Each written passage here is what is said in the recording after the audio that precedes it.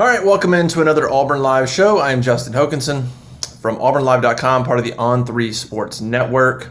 Appreciate everybody tuning in.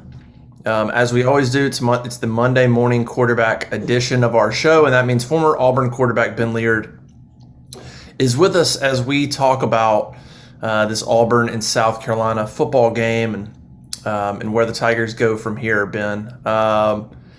Another collapse. Different circumstances, similar, same result, different situations, but ultimately Auburn blows another lead. As we record this on a Sunday afternoon, most people will listen to this late Sunday night or Monday morning, most of them. What are your thoughts on the game, how it went down? Just start wherever you want on that one, my man. Oh. Thoughts on the game, thoughts on the result. Saying that I am disappointed is an understatement. Disappointed in losing to South Carolina, most importantly. Disappointed in having this be Auburn's third consecutive loss. You can chalk up the A&M loss as a very, very quality opponent on the road. A lot of things were stacked against Auburn as far as what they were up against, but Mississippi State was an absolute meltdown. And then I'm sorry, but to lose to South Carolina, whether it's in Columbia or whether it's in Auburn, is just inexcusable. And especially to have a 14-0 lead and you just absolutely collapse offensively and defensively. I can't find anywhere that you can say, oh, where they turned the ball over too many times, or there were too many, stupid mistakes with regards to penalties and unsportsmanlike conducts and things like that. They just got beat. They got beat, and that's not the level of expectation that I'm certain that Bryan Harsin has, or Mike Bobo, or Derek Mason, or whomever is at any position coaching these young men. And it's certainly not the expectation these players have, but it sure as hell is not the expectation of Auburn in general. Yeah. And I mean, I hate to sound negative or throwing shade on anybody, but because trust me, we lost our fair share of games when I was playing. So it's just to lose to South Carolina. That's just bad. I mean, it really, really is bad to lose to Carolina. That is an absolute in disarray as a program, and it be your third consecutive loss. I mean, it is. You want to say that you can go back to the drawing board, or it's time to go back to the drawing board, but my God, at this point, you're looking at playing in the Iron Bowl, and it is.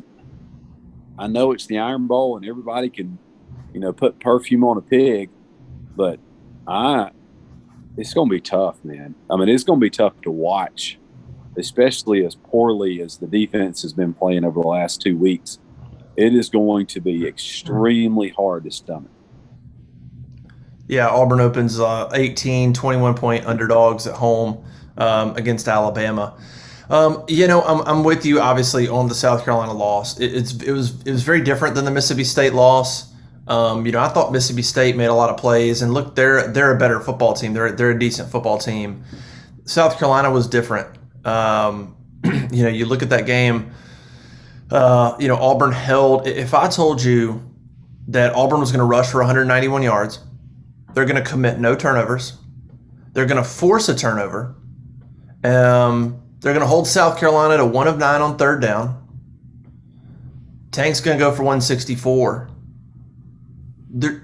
You would say 9 out of 10 Auburn wins that game. I mean, I probably could have named any amount of money, and you probably would have been like, I'm gonna bet Auburn wins that football game. And so it was just an odd game where Auburn held Carolina under their yards average and their points average. Auburn's defense, it was weird. I thought overall they played okay. I thought they played fine. They made some mistakes, obviously giving up containment on the perimeter, not guarding the running back out of the backfield a couple times, were big mistakes. Giving up a touchdown on 4th and 3. But you look at the numbers, they sacked him 4 times, Jason Brown. And so, the defense played well enough on the road to win. They weren't great. They were not great.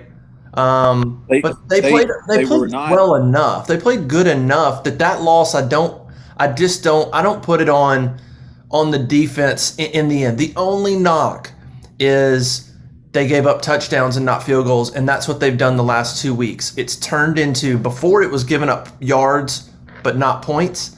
The last 2 weeks it's turned into touchdowns. That's the big difference. And this can go for the entire team.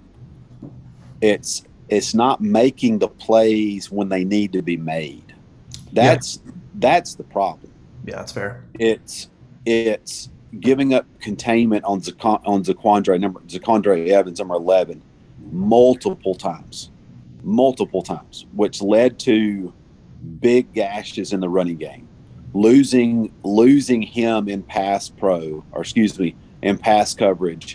which led to the first touchdown. Giving up a touchdown on 4th and 3. They did not have any turnovers with regards to interceptions or fumbles, but the turnover on downs was, look, and yeah. I would tell anybody this: that was not a good play call. I mean, that was it's 4th and short. They have shown no sign of stopping you in running the football.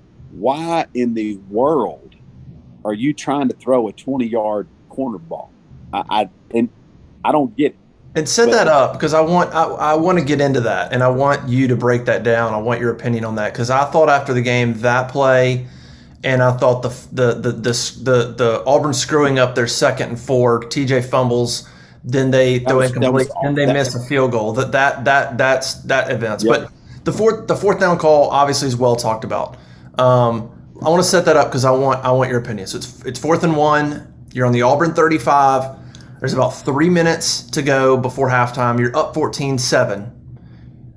And they decided to, 1, go for it, and 2, to run that play. Harsin defended the play afterwards, saying clearly that's something they worked on, they saw, they thought. That's their MO, out of timeouts, out of situations like that, to try to catch the team. So he defended the call and didn't really second guess the call. But take me through your thinking on 1, going for it, and 2, the call there, 3 minutes to go to halftime, 14-7, just take it from there. So if you line it up, right, I like rolling the dice and going for it. I do not question the decision for going for it on 4th down. Up until that point, and even throughout the entire ball game, South Carolina showed zero ability to stop Auburn in running the football. Zero. But I did not like the play call. So you've got, 1, the decision to go for it, which I applaud. I thought it was a great decision. And secondly, the decision of the play call, that was not it to me. You've got a fullback in the backfield. You've got Tank Bigsby lined up at tailback, who's gashing Carolina, and you're doing what you want to at the line of scrimmage. In my opinion, that was not the opportunity to try and catch them doing something that they weren't going to expect. Get the first down, sustain the drive, go up, potentially go into half up 21-7, worst case scenario 17-7, and just bleed it out. That was a prime example of overthinking things, in my opinion. Overthinking the situation, overthinking the scenario, and trying, almost being greedy in a sense. Just get the first down. Get the first down. You're guaranteed another 3 plays. Then maybe do something that you've seen them do, or they're showing the ability to do. I didn't like Harsin's response in defending the call. That you've got a kid in his first Auburn start on the road up until that point, I thought TJ had played well. You know, he had played decent at that point, but putting that fourth and 1, mind you, with him being 6'7", 250, hell, run a quarterback sneak, or give it to Tank. I just, the play call was very questionable, along with the tunnel screen on 3rd and 8 when the game was in the balance in the fourth quarter. You know, there, hindsight's always 20/20, but that situation on the turnover and on downs, and the fumble on the 4 when clearly Auburn had Carolina on their heels. They were gashing them running the football, and we all knew who was getting the football, and it was going to be successful. Just mishandling that snap, which ultimately led to a missed field goal, was just absolutely, I mean, it was a crushing scenario for Auburn, because defensively they could not stymie South Carolina on offense versus Auburn's defense. Yeah, I think those two turn of events were basically the ball game. I mean, I think the first one, it's either potentially points for Auburn, or taking points off the board for Carolina, and then the second one is taking more points off the board for Auburn. If those two are easily avoidable, we're not talking about dramatic things here. I mean, and there's a lot of things that happen in a football game that you can point to. But those two are glaring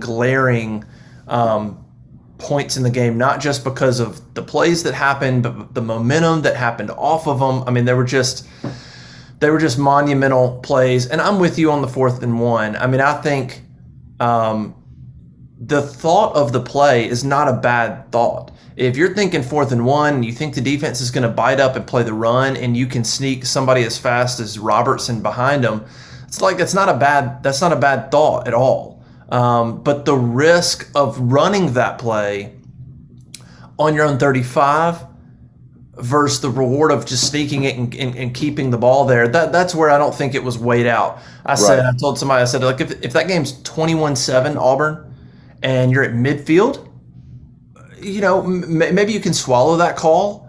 But they're only up a touchdown at your own 35 right before halftime, and they get the ball coming out of the second half. Everything about that situation was risky. Going for it, period. Everything about that was fairly risky. You don't need to add risk by doing that play call versus sneaking your 6'7" quarterback or giving it to your running back that was having you know what it does tell me, and this is sheer speculation on my part. It tells me that, and this was how Coach Tuberville operated. It tells me that Bryan Harsin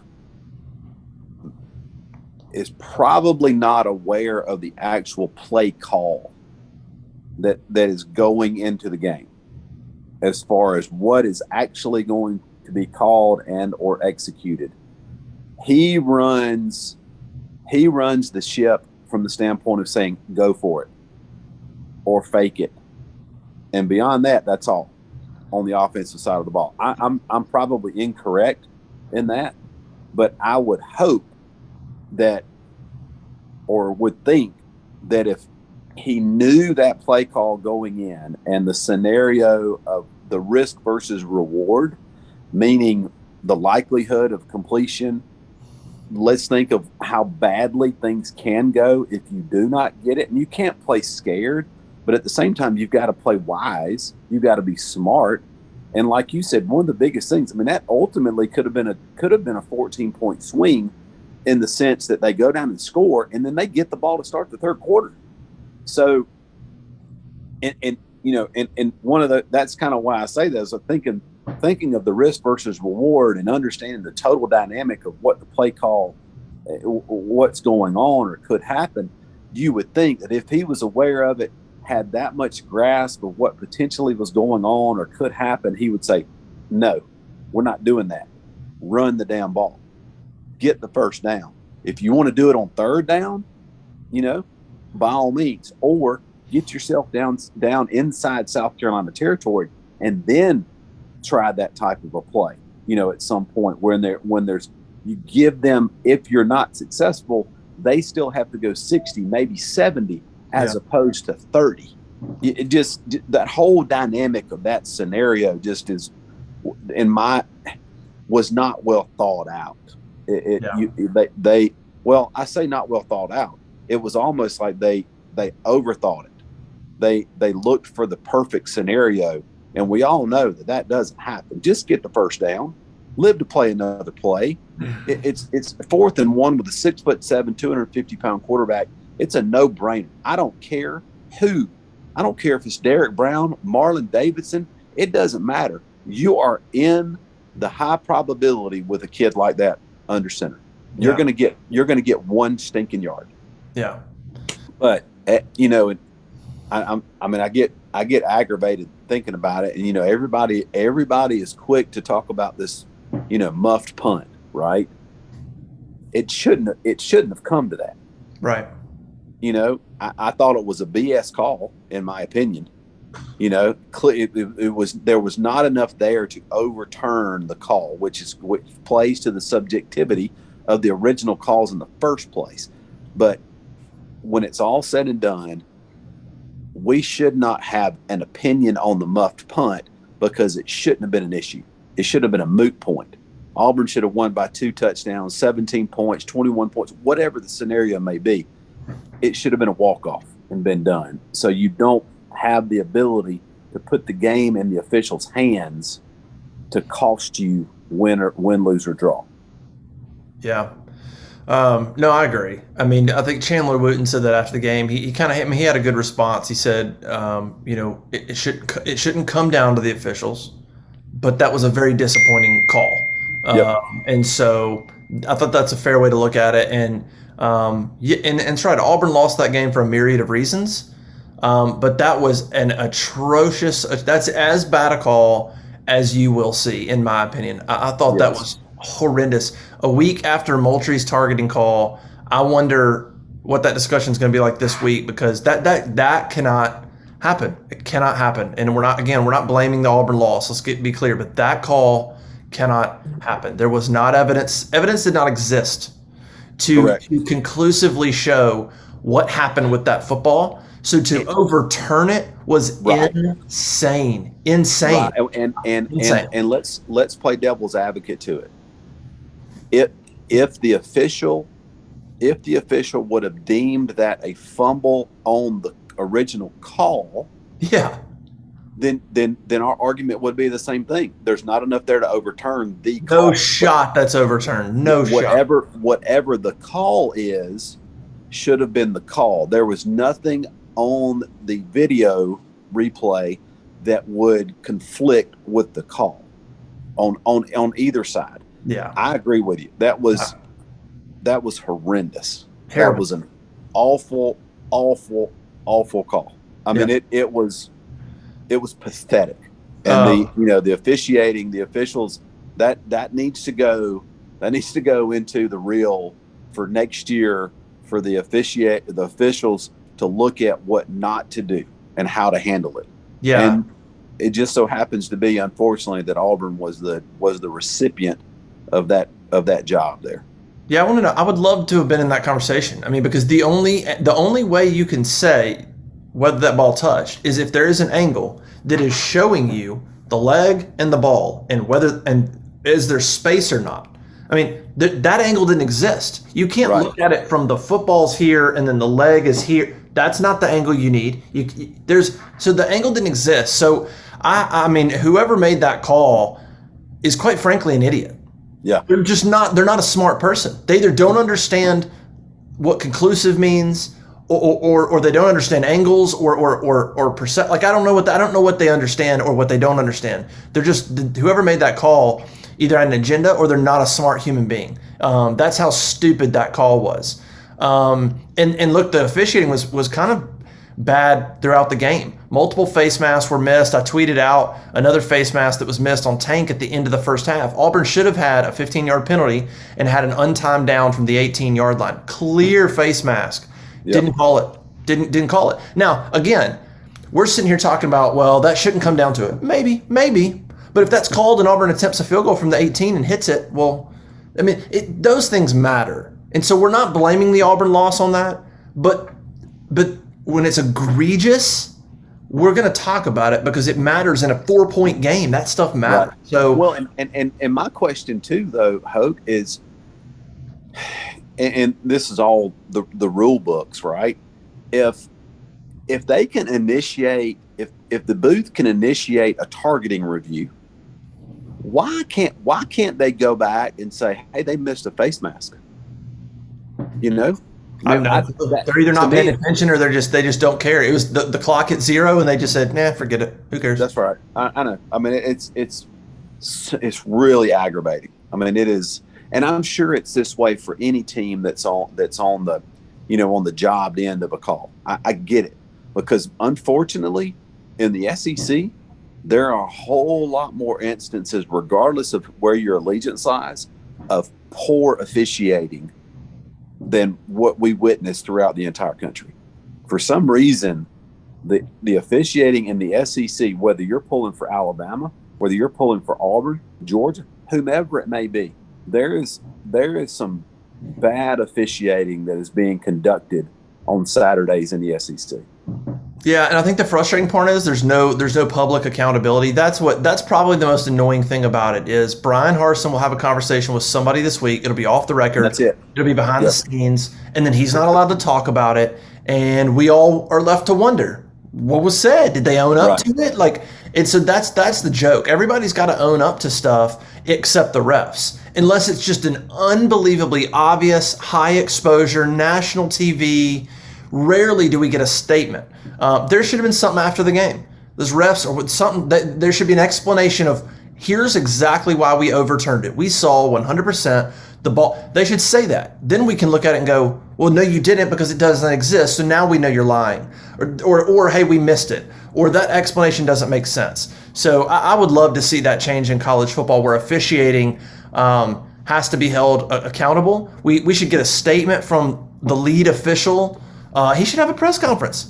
I mean, you should be able to ask him questions. Hey, on this call, what exactly was the call here? What was the ruling? I mean, why is everything closed door with them and you never know? And Bryan Harsin after the game has to take the high road and say, I didn't think it touched him on the punt, but that was the call, and it is what it is, and it's just ridiculous. And if he comes out and says, I thought it was a ridiculous call, it made no sense at all, they're going to fine him. That dynamic has got to.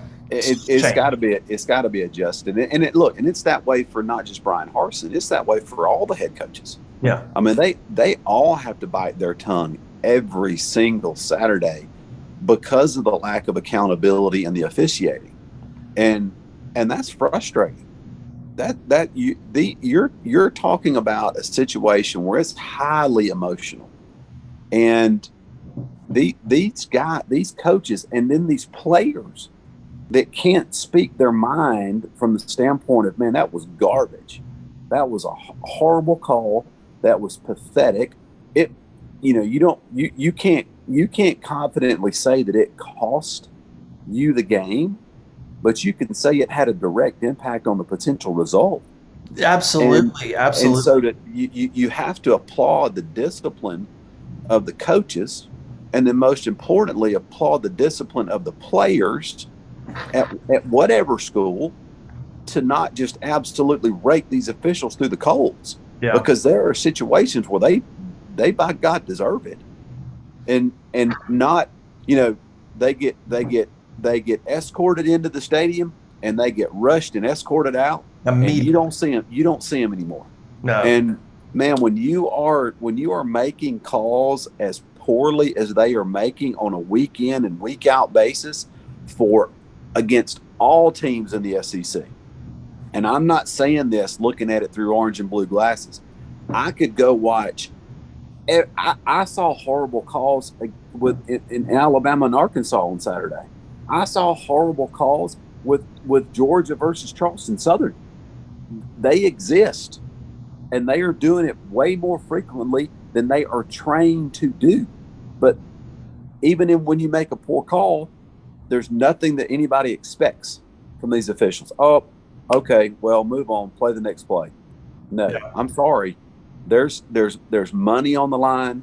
There's livelihoods on the line. There's careers on the line. You need to make the right call, period. That's it. And if you don't, you need to explain why you did it, why you missed it. I'm in complete agreement. And yeah, there's nothing more frustrating than watching the refs call a bad game, and then literally it hits zero. They sprint into the tunnel directly into a van that's waiting on them, and they're at the airport before we even get a chance to talk to Bryan Harsin. Yeah. And so yeah, that needs to change. Tank Bigsby, let's talk about him a little bit. Great night from Tank. A lot of criticism we heard on our message board for sure on just kind of the unbalanced workload for him. He had 9 carries in the first quarter, 2 carries in the second quarter, 8 carries in the third quarter, 3 carries in the fourth quarter. He didn't get the ball in that 4th and 1 we're talking about. And the 3 carries in the fourth quarter, the last one was about 10 minutes or so in the game. And then Auburn only had one more possession, because the one more possession was the 4 incompletions for Auburn. And then they were going to get the ball back for that third time, and the muff punt, and it overturns it. So Tank didn't touch the ball, like basically because of that, the last 10 minutes of the game. He had 22 carries for the game. The way he was running, he should have had 30. What do you make of his game? What do you make of some of the criticism around not getting him the football more in, I would say, certain situations? I mean, like I said, he had 22 carries, but I think it was just he'd get the ball, and then there'd be like a possession, or there'd be a period would go by, and he wouldn't get the ball at all. And so it was just unbalanced, I guess, in the way they used him. What was your take on his game and performance? Well, I mean, obviously the performance when he got the football, it was phenomenal. It was exceptional. The way he played, the things that he did, and how well he did. I thought it was very, very well. And again, having the amount of success that he had with 22 touches, it obviously leads you to the assumption or the hope that he would have gotten more. Continue to feed him. I haven't gone back and studied the game enough from a situational standpoint to see, okay, was he getting two and three consecutive touches, and was he gassed? Were they pulling him out and let him catch his breath and then putting him back in, or was it a true rotation between him and Jarquez and potentially Shivers? But that the fourth quarter, in my opinion, they should have continued to. They should have fed him. Period. There's no questions asked. Especially on the second or on the last possession that Auburn had, you were losing the ball game. You needed to convert. You needed to drive the ball downfield. But Tank had Auburn's offense had obviously shown the ability to do that on the ground. You didn't have to put the entire game on TJ Finley's shoulders and say, hey, kid, go win this game for us. You have essentially one of the best running backs in the SEC, if not the country. Keep giving him the ball. He was gashing Carolina's defense. He was running the holes true. The offensive line was blocking well. And again, I think the criticism is fair with regards to asking the questions of why they did not continue to give the ball to Tank. The only thing I have not done, and I'm guilty of this thus far, is gone back and looked at the scenarios. When he was out of the game, what was the down and distance? Had he touched the ball in consecutive plays and maybe needed a breather, something like that. But at this point in the season, at those particular situations in the ball game, I don't care if you're tired or not, Tank. I need you in the game. I need to give you the football, and I need you to produce. And up until that point in the fourth quarter, he had shown the ability to produce every single time he touched the football. So not giving him the ball as many times as they possibly could in the fourth quarter, I think is something in hindsight Mike Bobo would like to change from an offensive perspective. Yeah, I would love to know Mike Bobo's thinking on what ended up being Auburn's last drive, because I'd have to go back and look. I think that's the one that started inside, right? And he completed a long ball to Shed. They moved out from their own. They did. They started that drive inside the Yeah. 10, inside the 15. He Yeah. threw a really, really good play action stick at post to Shedrick Jackson. Yeah. Got them to probably the 30, 35 And or then so. they threw. I think they threw every down. And it on was. that drive. They tried to complete it on a 3rd and 8, 3rd and 9. He threw a tunnel screen to Robertson that was just that baffles me. I get a hook route. I mean, I understand a dig route on a long 3rd down, but a 2-yard tunnel screen, again, risk versus reward, right? What's the likelihood of that kid breaking that for a 1st down versus protection, running a dig or a curl or something like that to convert that 3rd and long? That, the play call, those play calls in that particular drive, I wasn't 100% on board with it all. Yeah, I think that's where some of the criticism is going to come in because, Tank runs really hard, and so I understand there's times where he's gassed, you pull him out, put Jarquez Hunter in, but Jarquez only got 4 carries. So right. It's not like Jarquez got 12. When he went in there, it's not like they put Jarquez and kept running the ball. I think Bobo gets into this. He's running, and then it's time to throw, and then it's time to he wants to be balanced even when they're running the ball pretty well.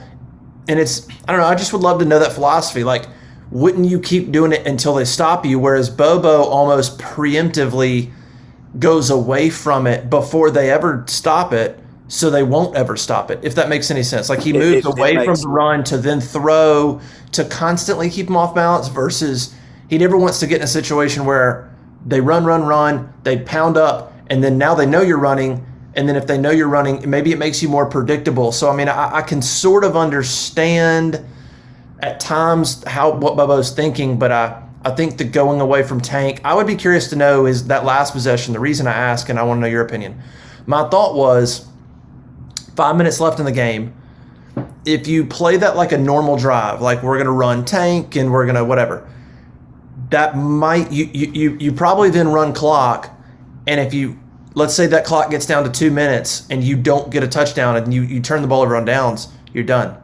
And I wondered, did he want 2 possessions versus did he say, all right, we're going to just be really aggressive. And if we don't run a lot of clock and let's get a stop and let's get one more possession after that. Let's get 2 cracks at it versus putting all our eggs in one basket, which he would have done if he starts running the ball and the clock starts going down. I have no idea. It was just a thought of why Tank didn't touch the ball on that what ended up being the last possession. And again, that plays to my theory of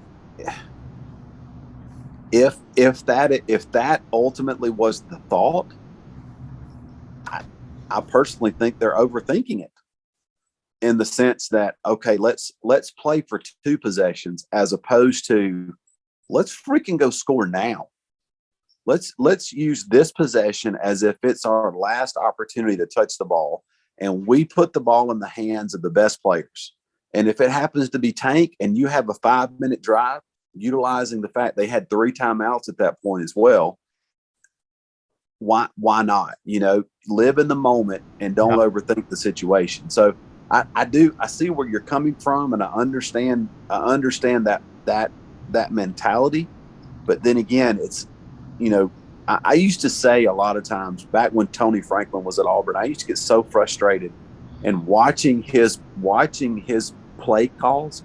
It literally was as if he had a play call sheet, Hope, and when he ran it, he scratched it off the list and never went back to it. Yeah. I am of the opinion, and I that's probably why I'm not a football coach. You run the play until they stop it. Well, you know what? It's what South Carolina did. Exactly. Well, I was about to say that. Yes. They ran that, and you can watch it. I'm sitting Shane Beamer said it after the game. He said it after the game. Dude, before he even said it, the people I was watching the game with got so sick of me saying same play. It was over and over and over again. Once again, we run into a situation of lack of execution and lack of adjustments defensively.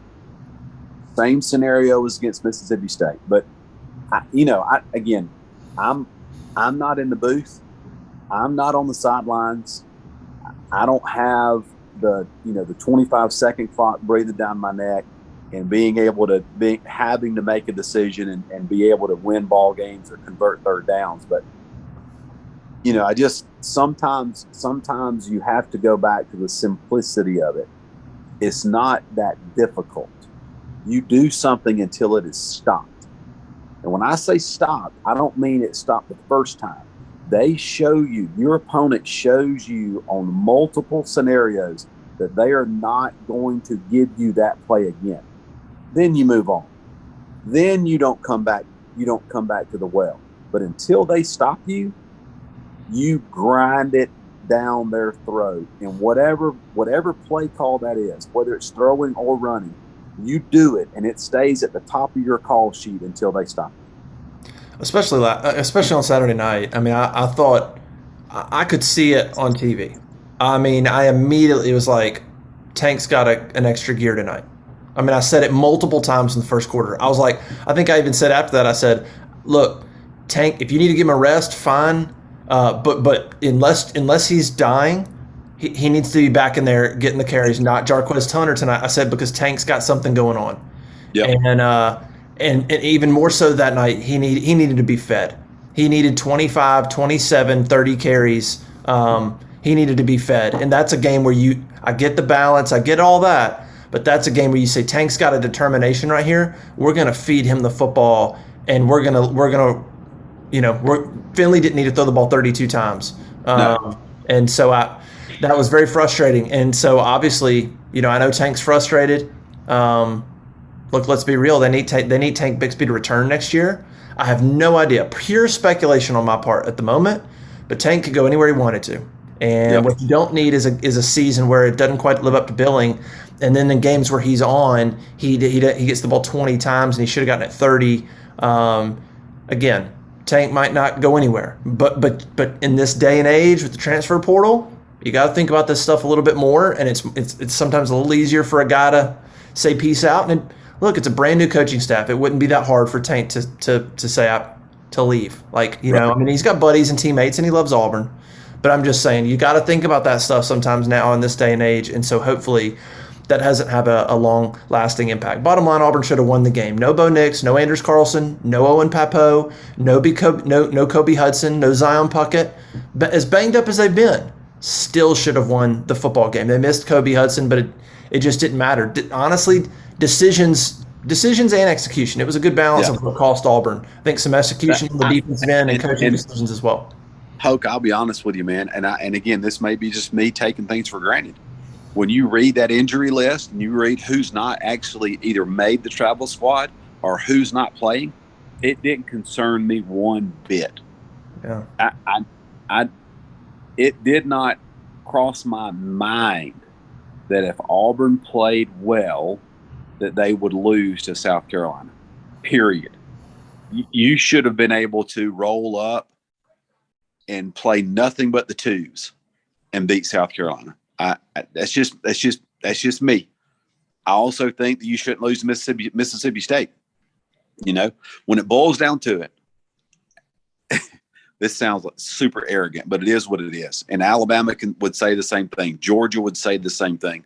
When it boils down to it, if you've got a young man that is standing there and you give him 2 scholarship offers, you offer him a full ride to Auburn and you offer him a full ride to South Carolina, where do you think he's going to go? He's coming to Auburn. Yeah. Just like he would choose Alabama over South Carolina, just like he would choose Florida over South Carolina.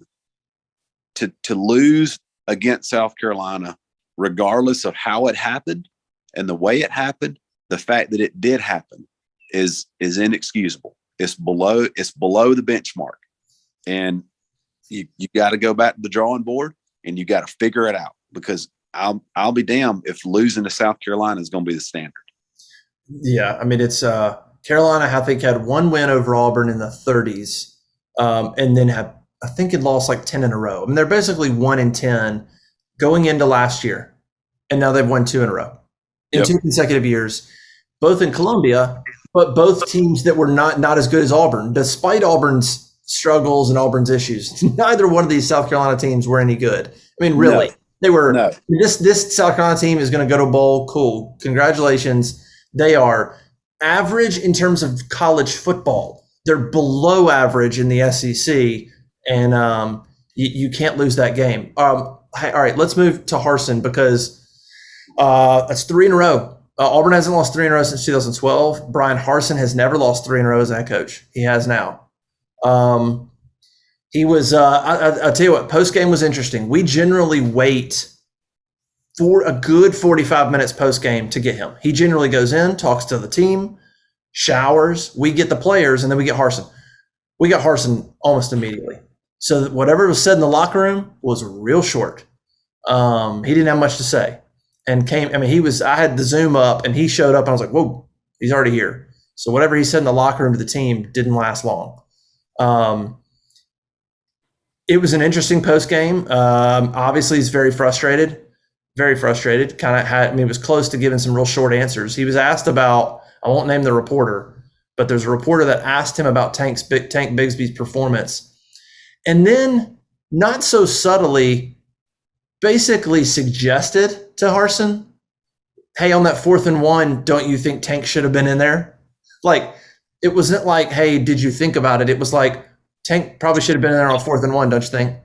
And Harsin responded and goes, "Yeah." He goes, "Yeah, well, that's a good idea." And then he answered the question. And then he went on in his answer. He went on to say, "Yeah, that sounds like more of a comment than a question." So he was not, he was not obviously thrilled. What do you make of where he's at? A lot of fans on our message board are not happy. There's a lot of people that literally after 1 year are like, "Hey, will Washington take him?" I mean, and I'm like, wow, what world are we living in? Am I? Well, I mean, I get people are frustrated, but really, like, we're to the point in college football where, and I get it. I'm done with the zealots on our board. We love them. They're the diehards. I get it. All right, like it's vocal minority and all that stuff. But you're not. I mean, where are we at with college football that we can't look at Harsin and say, "Holy cow, he hadn't even signed his first class"?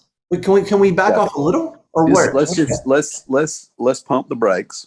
I mean, I'm like you. Hey, everybody has them.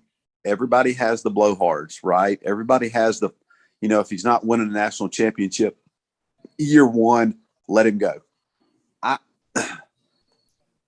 I believe Bryan Harsin and his staff have Auburn moving in the right direction. I truly do. I also believe that Bryan Harsin has control of an absolute sleeping giant with regards to Auburn.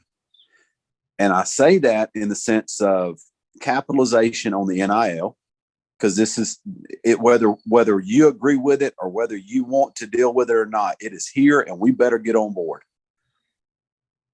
And also the fact that they are less than a year away from opening up $100 million football dedicated facility. That will benefit Auburn more from a recruiting standpoint than I think any of us can fathom. So while Bryan Harsin, I truly feel is the man for the job because he brings an amount of discipline, he brings a presence, he brings a process-oriented mentality. He is also capitalizing or being able to benefit coincidentally from the investment that Auburn has made in football. And the other side of it, he's going to be able to benefit from the sheer passion that Auburn people have about Auburn athletics, and that being from an NIL perspective. So I'm not, look, don't get it twisted now. I hate losing 3 consecutive games.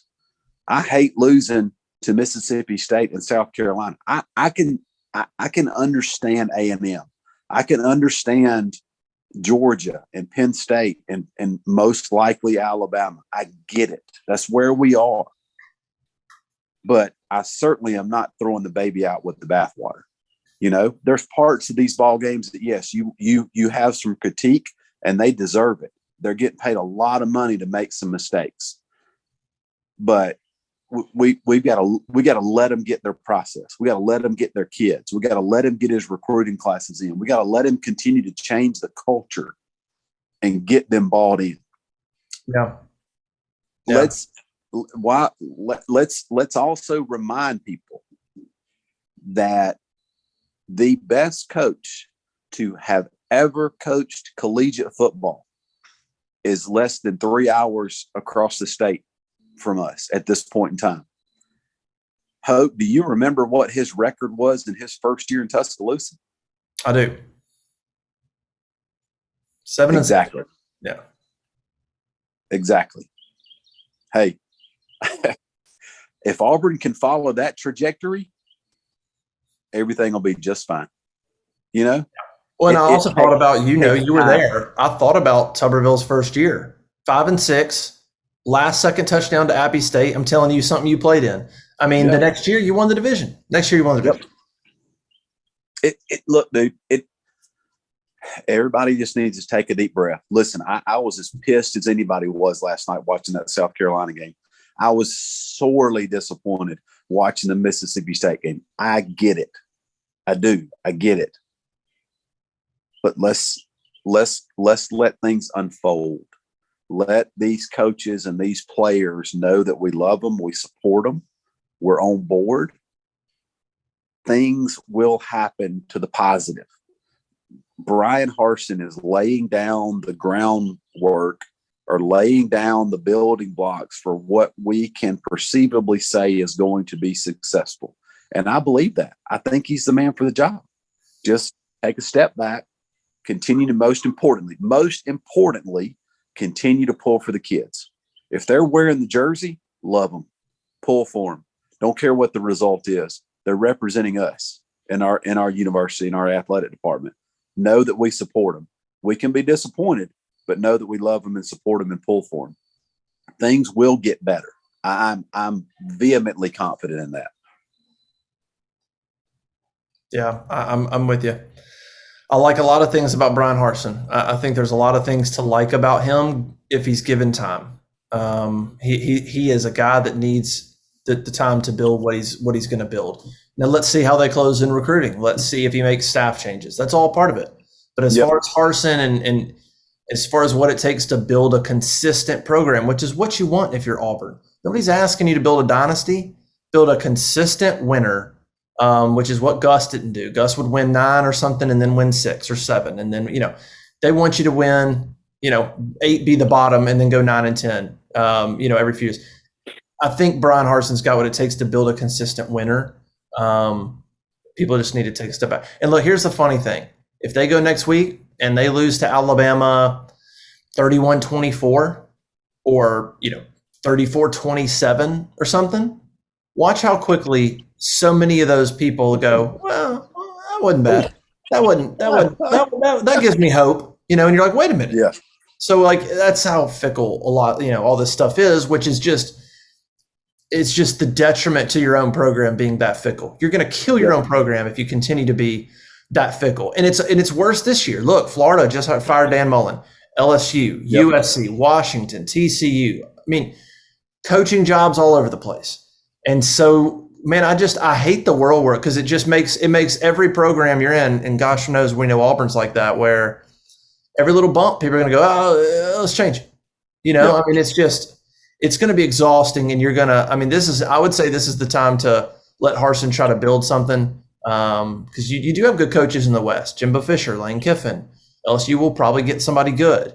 But that's not, that's, I get it, but you've got a guy that you believed in, that Alan Green certainly believed in. I don't know how many people other than him believed in him necessarily. Maybe that's part of the problem. But I think there's a lot to like about Harsin and what it's going to take to build a consistent program, and what he brings, I think, go together. You just got to give him time to do the other things and judge him off of recruiting and hiring and firing. But that you got to give him a couple years to do that. That's right. In order for you to be able to utilize the word consistency, there has to initially be the ability to have repetitiveness, right? Well, if he's being based on games and seasons, you can't throw him out after just one season. There has to be 1, 2, 3, or 4 in order for you to have that level of opinion for him as the head coach. So he's going to build consistency. I feel confident that he's going to win plenty of ball games and do well. And he just needs time, not a lot of time. Don't mistake me. He needs a couple of years. He needs recruiting classes, coaching changes, and stability and cultural changes inside the locker room to where he builds it from the ground up. And everything will mold around that mentality and that philosophy. Yeah. I'm with you. We'll see. It's going to be a really interesting week on the Plains as Auburn prepares for Alabama. The players will be fired up. I think it's just this is really on the coaches this week.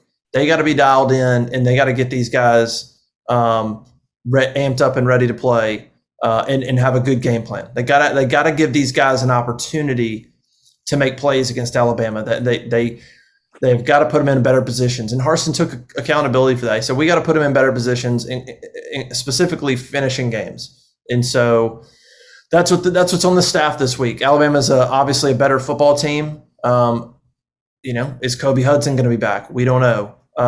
If he's not, that just puts Auburn it's going to be very tough. But the coaches have got to come up with the best scheme and figure out some ways to give players opportunities to make plays and then just see what happens. And I think, like you said, for Auburn fans, I sure hope that they don't bail on the Iron Bowl. I think they will.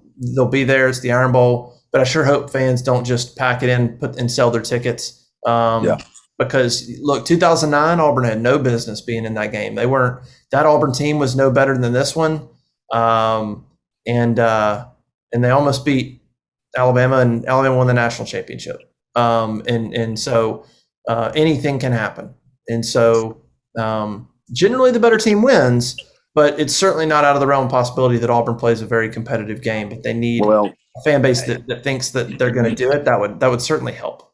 You talk about the 2009 Iron Bowl. Obviously, that's a very much a case in point. But look, just as recent as the fact that Saturday, Arkansas gave Alabama everything they wanted. Yeah, Arkansas. Now, Sam Pittman has done some phenomenal things in Fayetteville, and Arkansas is a good football team. But if that doesn't give not only Auburn fans, but most importantly, the young men inside that locker room, just a glimpse of hope and a little bit of a shot in the arm, that, man, if we execute, if we don't shoot ourselves in the foot, we still have a slugger's shot. We still have a fighter's chance of just shocking the world. And you're right. It's going to be up to the coaches. It's going to be up to the coaches to maintain the attitude, to maintain some positivity from today until Saturday. It's also going to be up to the coaches to maintain positivity and put them in better opportunities to win the game, to be successful, or to be in a position to win the game. Because if they don't, it will be a bloodbath. And before you know it, you're down 28 or 31.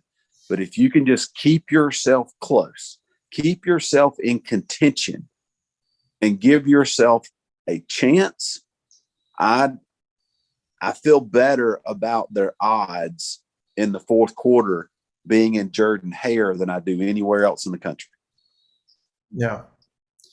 Well, should be a good one, man. I'm headed to the beach for Thanksgiving.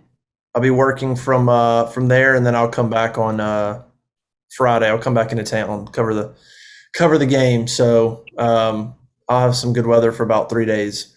Nice. That'll be good. Weather. We're doing the same thing. We're going to Northeast Georgia, and for Thanksgiving, I'll be back Friday evening, and regardless, we'll be there Saturday for the Iron Bowl, man. Pulling hard for the Tigers. It's the Iron Bowl, man. It lives by itself, man. It should be an event and a day among regardless of the season. No doubt. All right, man. Well, I appreciate it. You got it, buddy. We'll do it again next weekend. I hope you and your family have a wonderful Thanksgiving. Hope. Yeah, man. And all the viewers and listeners as well. Yeah, absolutely. Appreciate everybody listening. AuburnLive.com. go subscribe to the site, please. That'd be awesome. And watch and rate our podcasts, and we're on YouTube and all that good stuff. So make sure you're following us all of those places as well. All right, for Ben, I'm Justin. We'll see you next time. Bye.